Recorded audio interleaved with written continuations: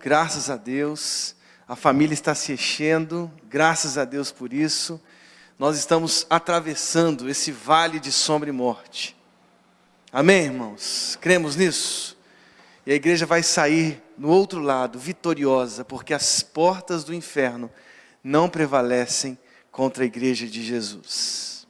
Que bom ver nossa igreja mais cheia hoje, que bom, que bom. Vamos abrir a palavra de Deus em Mateus capítulo 1, do verso 18 ao verso 25. Mateus capítulo 1, do verso 18 ao verso 25. O tema dessa noite é Jesus, Filho de Deus, Filho de José. Filho de Deus, Filho de José. Vamos ler a palavra de Deus que se encontra lá em Mateus, Evangelho de Mateus, capítulo 1, do verso 18 ao verso 25. Você que está aí na sua casa também, você pode acompanhar conosco essa leitura tão fundamental que é a leitura da palavra de Deus. É com base nela que nós ouvimos a voz do Senhor. Você crê nisso? É com base na palavra de Deus que nós ouvimos a voz do nosso Senhor. Quem encontrou aí, diga um amém bem forte. Então vamos ler a palavra de Deus em Mateus 1, a partir do verso 18, que diz: Ora, o nascimento de Jesus Cristo foi assim. Estando Maria, sua mãe, desposada com José, sem que tivessem antes coabitado, ou seja, nenhuma relação sexual, achou-se grávida pelo Espírito Santo. Veja o grande mistério da concepção de Jesus Cristo pela força do Espírito Santo de Deus. Verso 19. Mas José, seu esposo, sublinha aí, sendo justo, a Bíblia o chama justo. Sendo justo e não a querendo infamar, resolveu deixá-la secretamente. Veja o caráter desse homem. Enquanto ponderava nestas coisas, eis que lhe apareceu em sonho um anjo do Senhor dizendo: José, filho de Davi. Veja quem é o filho de Davi, José. O pai legal de Jesus Cristo, que deu a ele a filiação de Davi. José, filho de Davi, não temas receber Maria, tua mulher, porque o que nela foi gerado é do Espírito Santo. Ela dará à luz um filho, e lhe porás o nome de Jesus, porque ele salvará o seu povo dos pecados deles. Ora, tudo isso aconteceu para que se cumprisse o que fora dito pelo Senhor, por intermédio do profeta, lá em Isaías 7,14. Eis que a virgem conceberá e dará à luz um filho, e ele será chamado pelo nome de Emanuel, que quer dizer, Deus conosco. Despertado José do sono, fez, sublinha aí, como lhe ordenara o anjo do Senhor, e recebeu sua mulher. Que homem obediente! Fez o que ordenara o anjo do Senhor e recebeu sua mulher. Contudo, não a conheceu, enquanto ela não deu à luz a um filho, a quem pôs o nome de Jesus. Amém? Vamos falar com Deus juntos? Feche os seus olhos e vamos falar com o nosso Senhor. Deus, muito obrigado. Muito obrigado por essa noite tão especial, por ser hoje, ó Deus, o dia dos pais. Muito obrigado, Deus, pelo meu pai, por cada pai aqui nesta noite.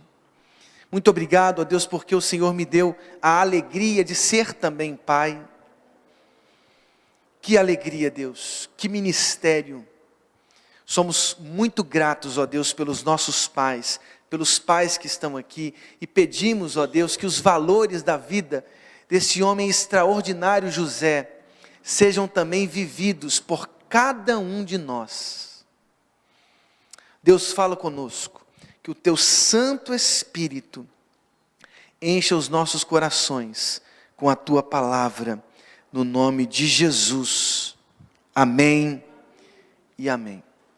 Irmãos, não há dúvida e nem mesmo silêncio quanto à filiação eterna de Jesus. Jesus é o Filho eterno de Deus. O autor desconhecido da carta aos Hebreus, no capítulo 1, nos guardou palavras incríveis que o Pai disse ao seu Filho na eternidade. Antes dos séculos, o Pai disse ao seu Filho: tu és meu filho, hoje eu te gerei. Ele me será, eu lhe serei pai, e ele me será filho. Vejam as palavras que mostram um filho eterno, um pai eterno. Nunca houve um tempo em que o pai não tivesse o filho Jesus. Por isso ele é essencialmente pai. Nunca houve um momento na eternidade em que ele não tenha tido Jesus como filho. O verbo eterno, o Logos, a palavra eterna, o Filho gerado na eternidade, o grande mistério do Deus triuno, Pai, Filho, Espírito Santo, de eternidade em eternidade, se amavam. Não temos dúvida quanto à filiação eterna de Jesus. Aliás, o Evangelho de Marcos reserva pelo menos 3 momentos fundamentais que mostram essa filiação. O Evangelho de Marcos, no capítulo 1, verso 1, começa dizendo: princípio do Evangelho de Jesus Cristo, o Filho de Deus. Vejam as afirmações veementes do Evangelho de Marcos. Nos versos 9, 10 e 11 do mesmo capítulo 1, diz que Jesus foi ao Rio Jordão ser batizado, e os céus se rasgaram, o Espírito Santo desceu como pomba, na forma de uma pomba, e uma voz do alto disse: este é o meu Filho amado, por quem sinto profunda alegria. No monte da transfiguração, envolvidos numa grande nuvem, a presença de Moisés, de Elias, uma outra voz, a voz do próprio Deus, com outras palavras, dizendo: este é o meu filho, a ele ouvi. Vejam as palavras veementes do próprio Evangelho, que mostram, que manifestam a filiação do Filho. Jesus é o Filho de Deus. Jesus é o Filho eterno de Deus, que se encarnou no ventre de Maria. O próprio Jesus se dirigia a Deus como sendo seu Pai.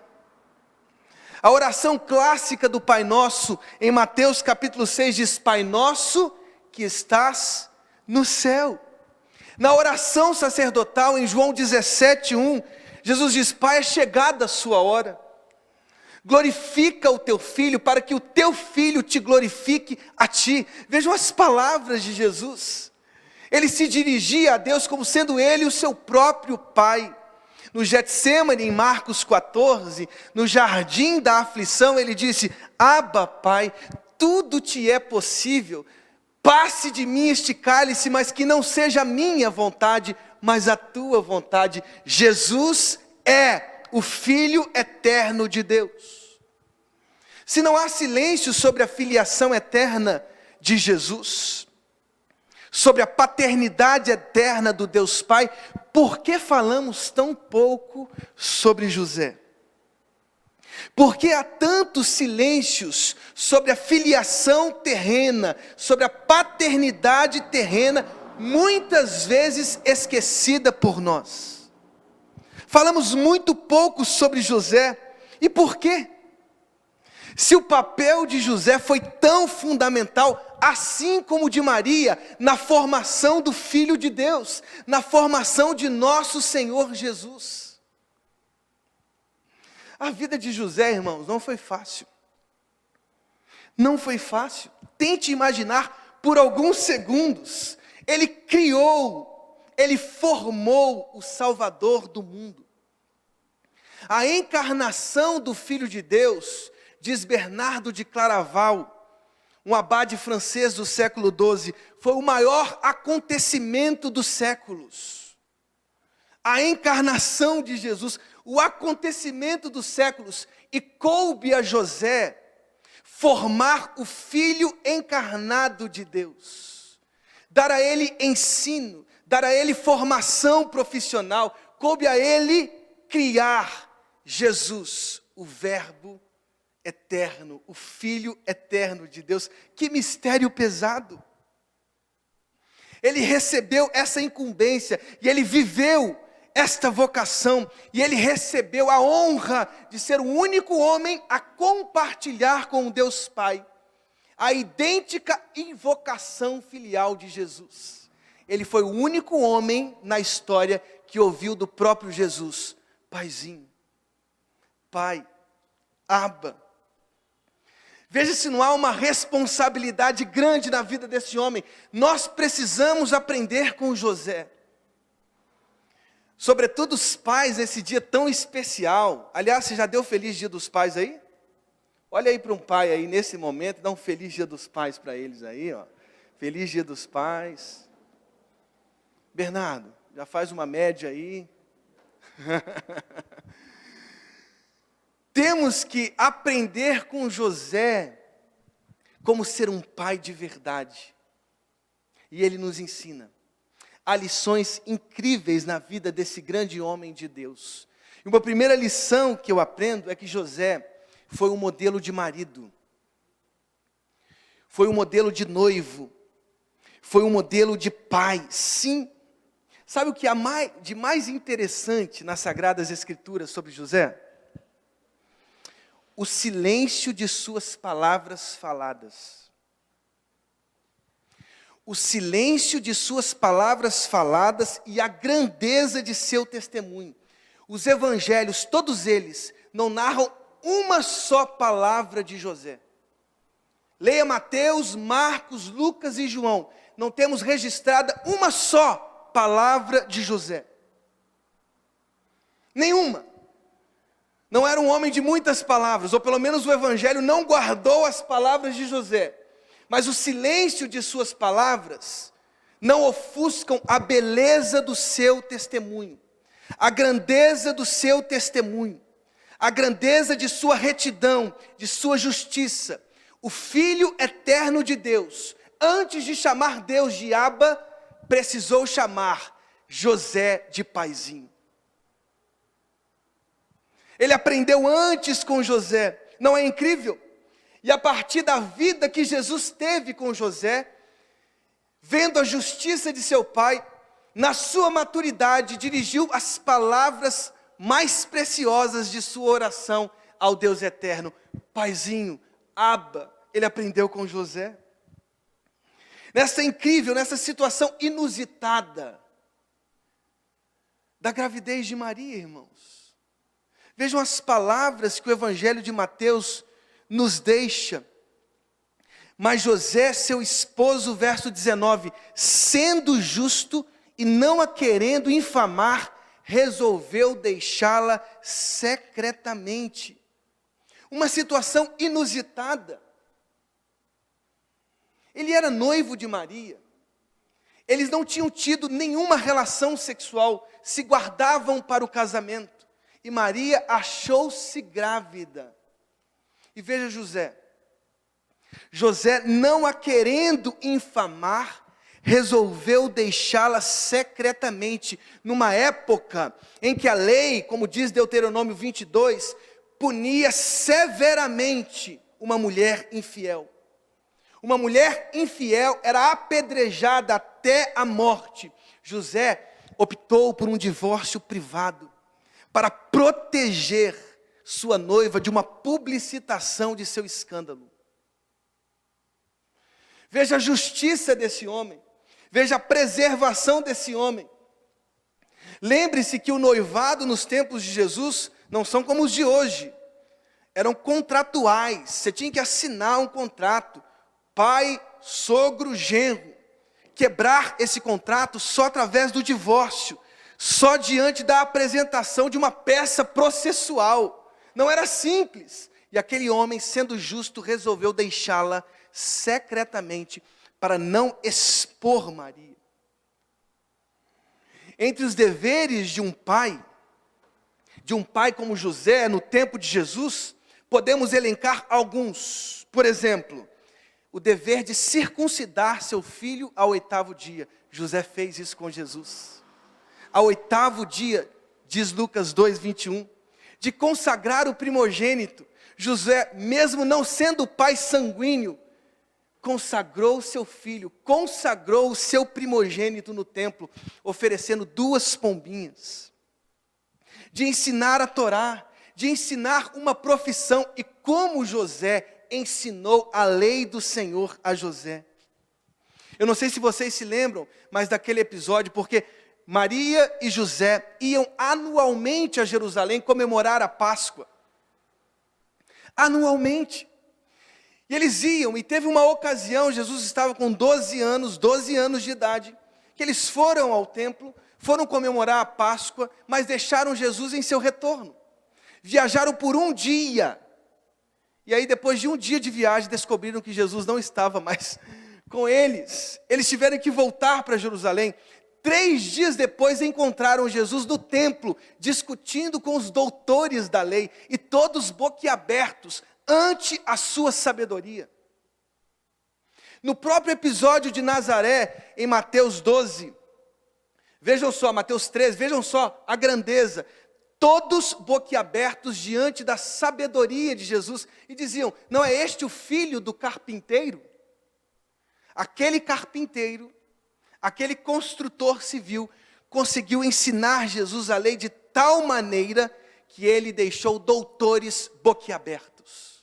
José ensinou o seu filho as mais preciosas lições da Torá. José ensinou o seu filho a orar o Shema, a mais importante oração judaica.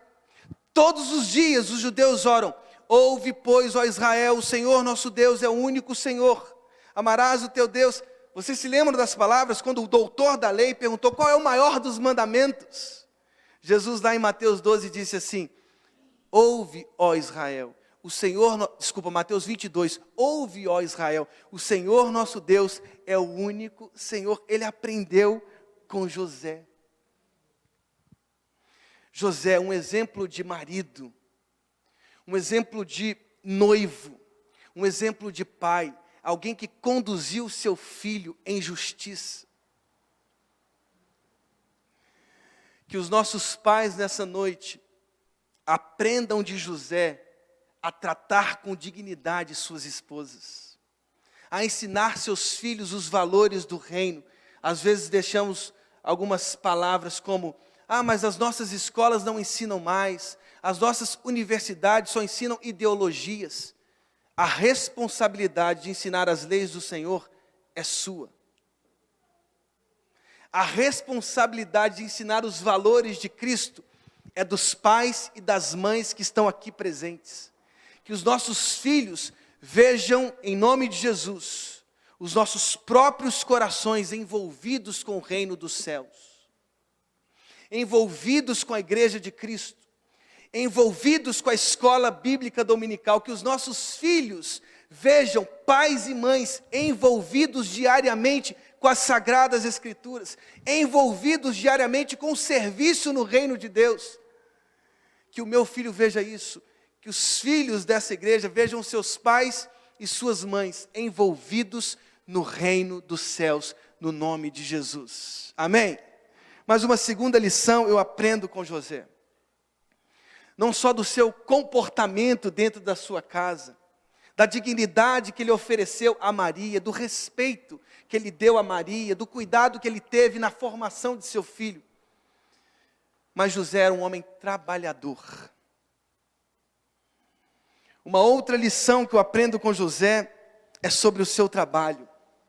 Carpinteiro é a tradução do vocábulo grego tecton. Tecton é algo maior do que o que nós temos hoje na carpintaria.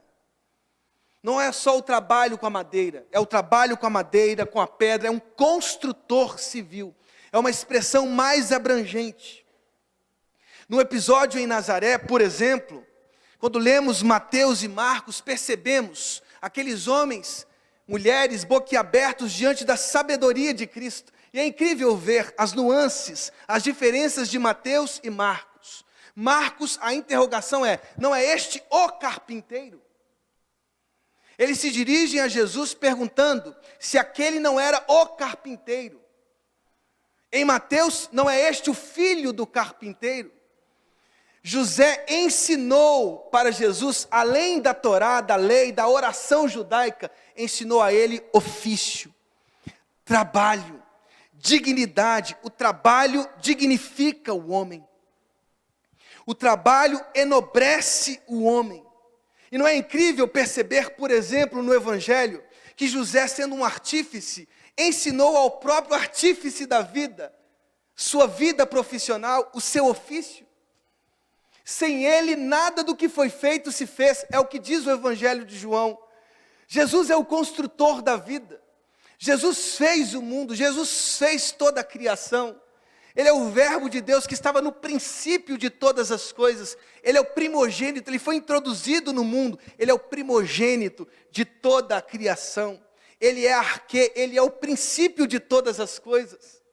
José teve a honra de ensinar ao seu filho Jesus um ofício, dignidade. Irmãos, a nossa crise ética no nosso país, anote. São órfãos de pais vivos. Órfãos de pais vivos. A nossa maior crise ética, anote isso, vem de famílias fragmentadas, partidas, destruídas, de péssimos exemplos em casa. Nós precisamos ensinar os nossos filhos a dignidade do trabalho. O trabalho traz para a gente criação, criatividade, inventividade, capacidade, força, autoridade, habilidade, conhecimento, competência, responsabilidade, compromisso, cuidado. O trabalho não é a consequência do pecado. Por favor, não interpretem assim. Deus deu trabalho ao homem antes do pecado. Cuidem do jardim, preservem o jardim, pastoreiem a criação. O escândalo pós-pecado são os abrolhos, são os cardos, são os espinhos, é o suor, porque o homem tornou a terra maldita. O pecado do homem, diz Gênesis 3, tornou a terra maldita. O trabalho é anterior ao pecado.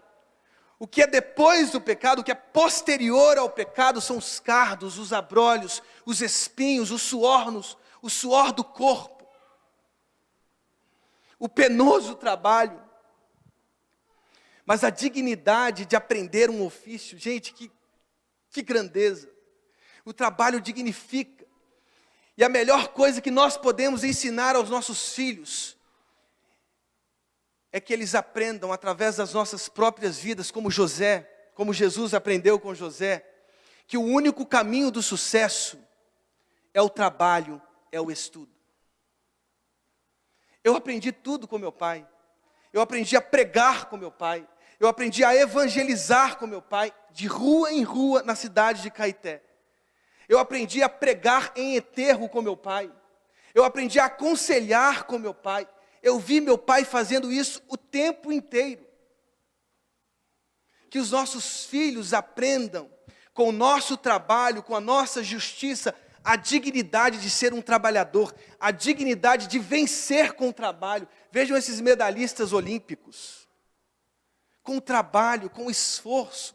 Por isso Paulo usa às vezes a figura do atleta como analogia, que a gente se espelhe nesses atletas que chegaram ao ouro, à medalha de prata, ao bronze, por causa do esforço. Que os nossos filhos vençam, alcancem o sucesso através do trabalho e dos estudos, para a honra e glória do Senhor Jesus.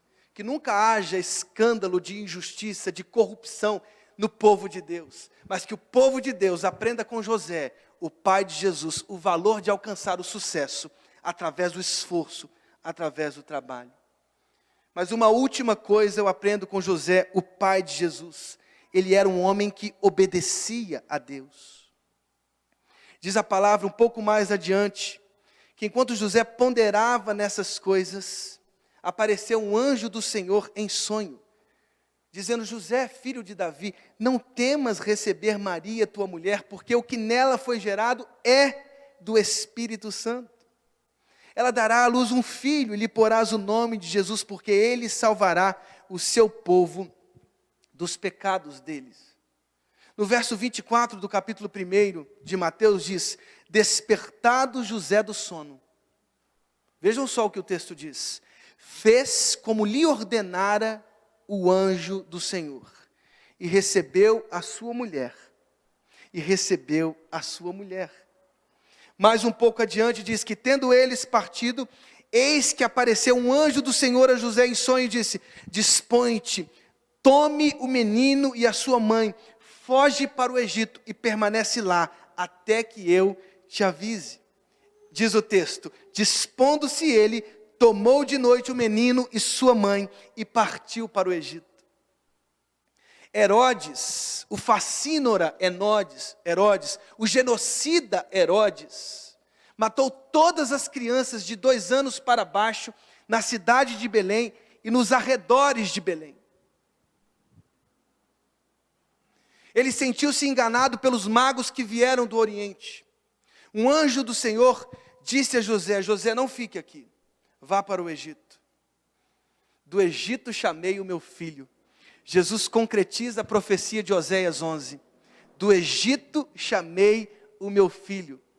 Jesus foi preservado porque José ouviu a voz do Senhor através daquele anjo. Ele ouviu a voz de Deus. Diz a palavra que, tendo Herodes morrido, um anjo do Senhor apareceu em sonho de novo a José.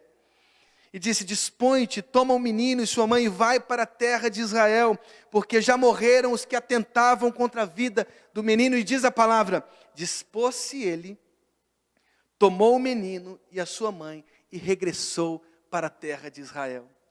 Foi divinamente avisado, Arquelau assumiu a posição de Herodes. Ao invés de ir para a Judéia, foi para a Galileia, para a cidade de Nazaré. Por isso Jesus foi chamado Nazareno, cumprindo outra profecia a respeito de sua própria vida. Todos esses textos mostram como José, criteriosamente, minuciosamente, obedecia aos mandamentos de Deus. Obedecia à voz de Deus. Podemos ensinar tudo aos nossos filhos. Um ofício, um trabalho, o valor da educação, o valor do esforço, o valor dos estudos, a dignidade no trato com uma mulher, com um homem, com um marido, o respeito que se oferece dentro da própria casa. Mas o maior valor que podemos ensinar aos nossos filhos, através da nossa própria vida, lembrem-se, José foi um homem de poucas palavras. O maior valor está na obediência dos mandamentos de Deus. Está na obediência dos valores do reino dos céus.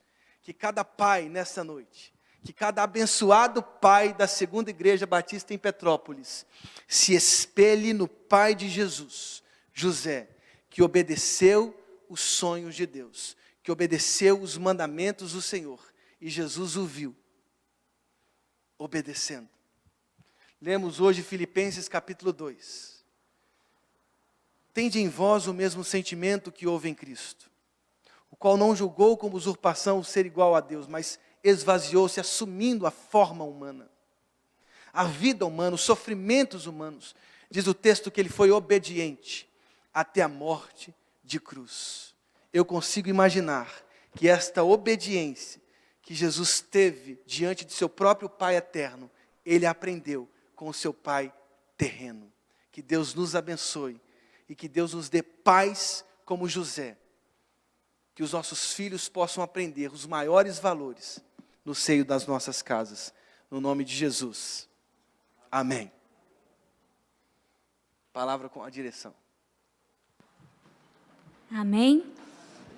Palavra abençoada, né? Enquanto o pastor pregava, eu pensava que Deus escolheu o pai ideal para Jesus aqui na terra. Deus capacitou José para preparar Jesus. E conosco também Deus fez a mesma coisa. Os nossos pais foram escolhidos por Deus. A família em que nós estamos foi escolhida a dedo por Deus. Deus tem um propósito nisso tudo. Que nós possamos ser também obedientes a Deus e ter um ouvido sensível também ao que Deus diz, para a gente conseguir perceber o que Deus quer fazer conosco, na nossa família, aonde Ele nos colocou. Porque, com certeza, Deus tem um propósito através de nós também. Vamos louvar um último louvor nessa noite? Ele fala de um cântico de mais perto quero estar. Hoje nós ouvimos sobre o chamado dos pais, de todos nós. Que nós possamos passar uma semana mais perto de Cristo Jesus. Que Ele habite em nós. Mais perto quero estar, meu Deus, de Ti, ainda que seja dor que me una a Ti, sempre hei de suplicar, mais perto quero estar, mais perto quero estar, meu Deus, de Ti. E quando a morte enfim me vier chamar, com serafins nos céus irei morar. Então me alegrarei perto de Ti, meu Rei, perto de Ti, meu Rei, meu